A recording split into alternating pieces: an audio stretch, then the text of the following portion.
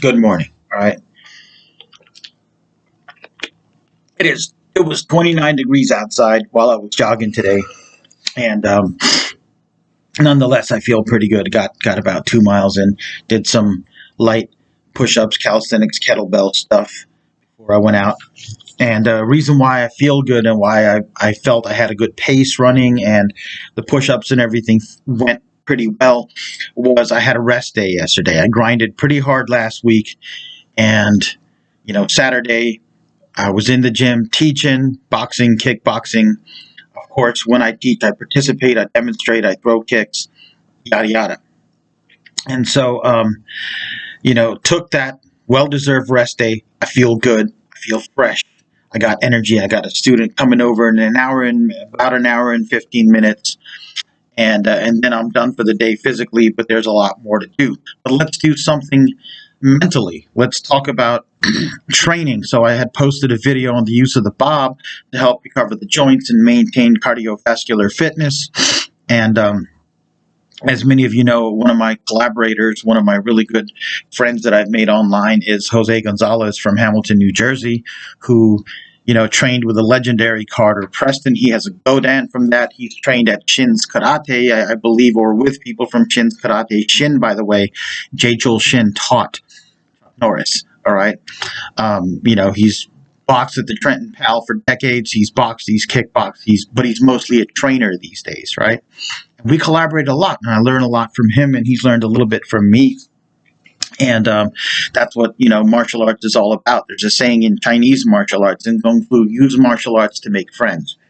And I want to add, most martial artists are making enemies. They're real petty. They argue about your lineage isn't as good as mine. You practice an external style. It doesn't have any, higher elements, which is nonsense. You can't do martial arts without internal power. It doesn't exist. You can't even box or take a step without your chi. All right. So, but anyway, so we talked about using the bob, and he's incorporated some of this, and he was reporting he feels great because his limbs feel good, his hands, his elbows, his shoulders. He's able to get a hard workout. He's able to do rounds on the bob, and if he has a Wavemaster, I encourage that. It allows you to get the resistance, not as much as a heavy bag, but still good resistance, still simulates hitting a human body. The bob is a superior. Bob-like targets are superior because they have anatomical features and they help you aim your power, your energy, and direction. You can practice techniques on the bob that you can't on a bag, right? The bag is a power development tool and also cardiovascular tool, right? Now, let's take this a step further. Let's talk about some more advanced elements of bob training and other advanced elements of training. Periodicity, periodization of training. That means training hard at some point, a little bit harder at another point, a little bit less hard, taking days off, having a bell curve so that you have a lot of it has to do with recovery, right? But it's also mental recovery. It's also hormonal recovery, right? So now let's say you're using the bob, and maybe you're like me and Jose, you're an older person, right? I don't have a bob. If I had room and money, I would have a bob in my apartment. I'd be hitting it every day in some way, shape, or form. I'd be flicking it in the eyes. I'd be practicing movements that are low power but high effect, that require more precision. I'd be working body shots, rib shots, hitting the nose upward and around at different angles, hitting the pressure points along the jaw, the neck, the throat. Even you can't hit the mid back and the spine, but you can hit areas around the kidneys, right? You can even simulate pressure point attacks on the trapezius muscle, kind of like the Mr. Spock pinch. You can do these things, right? Now, as you transition to using more of the bob and less of the bag, but not eliminating it, you can play around with this idea. For example, say you're a pro fighter. You got to do bag work, right? And a lot of pro fighters, I think, they don't like the bob. They might call it a pussy tool. They might call it, you're being a wussy, let's say. But I mean, it is a valuable tool for your targeting, right? It's got a face, for crying out loud, right? Your opponent has a face. Your opponent doesn't look like a mushy bag, right? And there's attachments you can buy to the bob that even give it arms. And you can simulate blocking or locking and attacking, right? attacking the arms, attacking the hands, the elbow joint, like Kali, with weapons, with knuckle strikes, with grappling, jiu-jitsu, right? You can make this as useful as you want it to be. And you may, as you do this, find yourself kicking more. Because when the inflammation in your upper body goes away, it actually goes away in the lower body. It goes away throughout your entire body. And you may feel able to kick more. And you have to be careful, because if you do a lot of kicks, if you do more kicks than you normally do, if you're not balanced in your training, you may feel joint pain in your hips, knees, ankles. So you've got to be aware of that, right? But again, not as much as maybe that's a good thing, because if you were wailing away on this heavy bag and your knees were bugging you, maybe you weren't kicking as much. Maybe you weren't throwing as many high kicks, which aren't necessary, but they're cool and they are a tool and they are good for training. So, so now what do we do?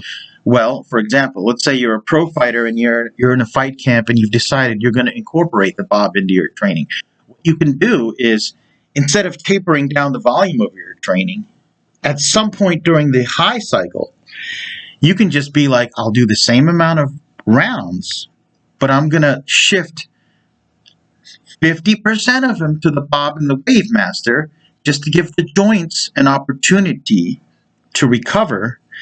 And then I can use that to work on speed, flow, and mobility during that time period. So I'm still cycling up in my volume of training, right? But I'm shifting the intensity from the joints maybe to the muscles, right? And you will find, and then you begin your low taper and your up taper, right?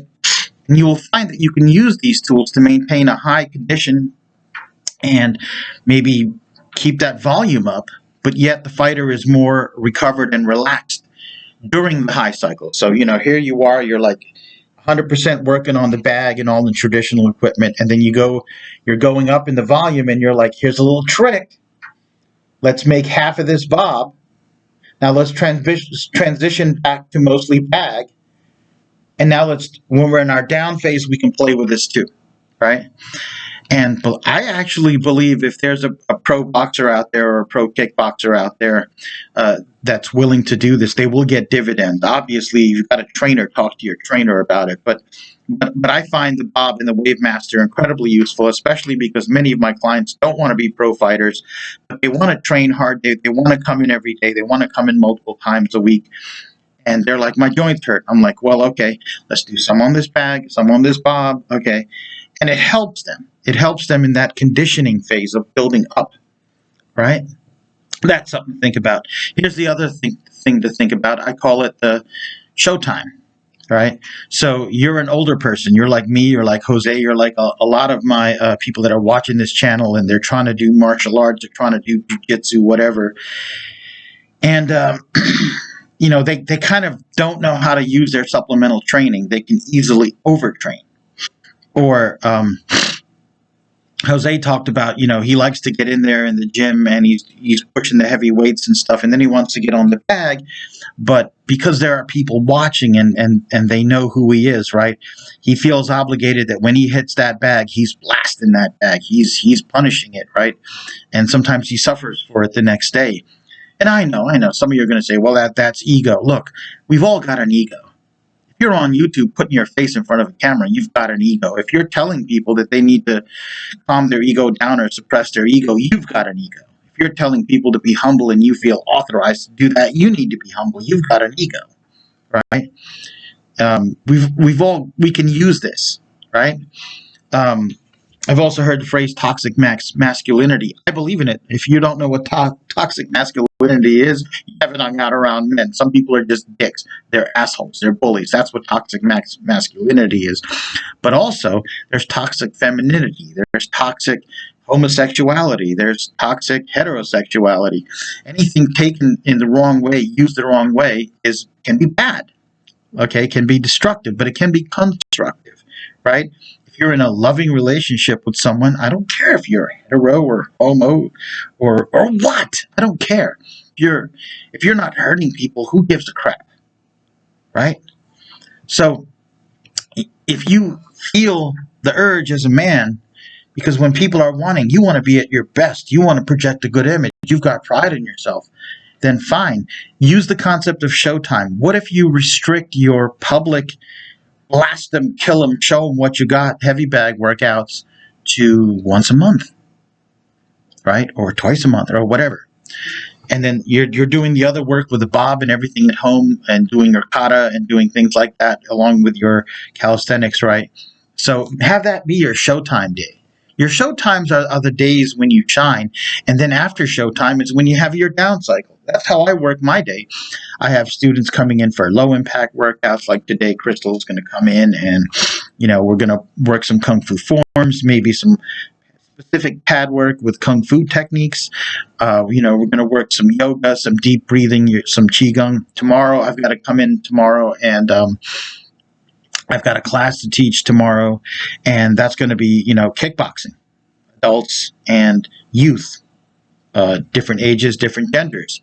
And, maybe even Aaron, I think he's off on vacation, but some guys are trying to turn pro. So it's more of a high impact workout. I need to demonstrate high kicks. I need to demonstrate bag work. I need to do drills with them. That's showtime. And then some of my kicks need to be high and sharp, right? Then Wednesday, there's really nobody on this schedule. So again, I do my jogging, I do my calisthenics, and then it's stretch and gentle stuff to recover. So plan for your showtime, shine on your showtime, stage your recovery after your showtime. Now here's the thing, because you've transitioned to using the bob more and the Wavemaster, and you're doing a little more yoga, and you're still doing your weights, you can use your showtimes to work on stuff you don't normally work. And your bob, you can work a little more high kicks. I know we're older and you shouldn't be throwing tons and tons of high kicks. As long as you're, I treat it as an audition. That's like an audition day. What if a movie producer was coming by and I want to show them some of my fancier stuff? I want to show them some of my power. I want to show them some of the finesse I've got, right? I've always said a man, even in his 50s and 60s, if he stays fit, if he has good nutrition, good medicine, good recovery things, if he has these things, sometimes we can get out there and we can do what a 35-year-old can do, and sometimes better, and sometimes what some of the 25-year-olds can do. But we can't grind at it day after day, week after week, right? We have to make appointments for these things. And so if you are the kind of person that when people are watching, you tend to really pour it on, then have your showtimes be a little bit less frequent, but maybe even better. As long as you're understanding that a pulled hamstring or an injured knee, because you go too far, too much, that's in the toxic masculinity realm. That's in the realm of being a dick to yourself, right? Have your energy, your sense of pride. Pride, they say pride goes before a fall. Pride is one of the 7 deadly sins. True, that's when you take things too far. But if you had no pride in yourself, you wouldn't be working out. You'd just be hanging out all day, drinking beer, eating bonbons and fried chicken and belching and farting and watching TV, right? Without pride, I wouldn't be in front of this camera. I wouldn't be maintaining my exercise and my martial arts. You got to have pride in yourself. Without it, you're lost, right? It can just take you to the wrong places. It's like anything in life, man. You got to know how to handle it. You got to learn. Also, one more thing. We get a little older, and we're mostly doing this for health, longevity, and for fun and for pride. It's cool. But if you don't injure yourself, if you're not inflaming your joints, if you're taking periodicity and cycling training up to difficulty and intensity, then down to relaxation and recovery, right? You're doing all these things. You're trying to live longer, and hopefully, they get better technology and medicine every day. Maybe if you live long enough, you'll get benefit of some of these new gene therapies and things. There's something in Israel called Hyperbaric Oxygen study. They've had the hyperbaric chamber for a long time. I think maybe even since the 40s. I'm not sure, 50s. But they were doing experiments on really old people where they were getting I think it was 60 hyperbaric treatments over the course of 40 days. And at the end of that time, they took all kinds of tests on these seniors. They were in their 60s, 70s. and all of the biomarkers of aging had improved or reversed, right? And I do know that, for example, in New Jersey, there's a couple spas you might want to check out that have a hyperbaric oxygen chamber therapy, right?